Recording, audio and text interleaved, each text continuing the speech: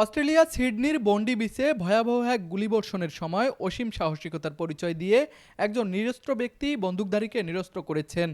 দ্রুত সিদ্ধান্ত ও ঝুঁকিপূর্ণ পদক্ষেপে বহু প্রাণ রক্ষা পেয়েছে বলে ধারণা করা হচ্ছে। সামাজিক যোগাযোগ মাধ্যমে ছড়িয়ে পড়া একটি ভিডিওতে দেখা যায় গাড়ির আড়াল থেকে দৌড়ে এসে ওই ব্যক্তি বন্দুকধারীকে পেছন থেকে জাপটে ধরেন, তার হাত থেকে রাইফেল কেড়ে নিয়ে মাটিতে ফেলে দেন এবং পরে অস্ত্রটি তাক করে পরিস্থিতি নিয়ন্ত্রণে আনেন।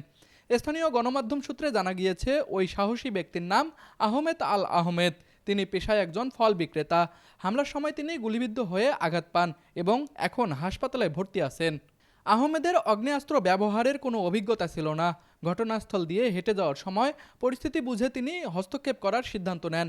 পরেও ওই রাতেই তার অস্ত্রোপচার হওয়ার কথা ছিল। এই সাহসিকতার জন্য অনলাইনে ব্যাপক প্রশংসা কুড়িয়েছেন আহমেদ। অস্ট্রেলিয়ার প্রধানমন্ত্রী অ্যান্থনি আলবানিজো তাকে একজন নায়ক বলে অভিহিত করেছেন। তুষার আচার্য, ডেস্ক রিপোর্ট, RCTV।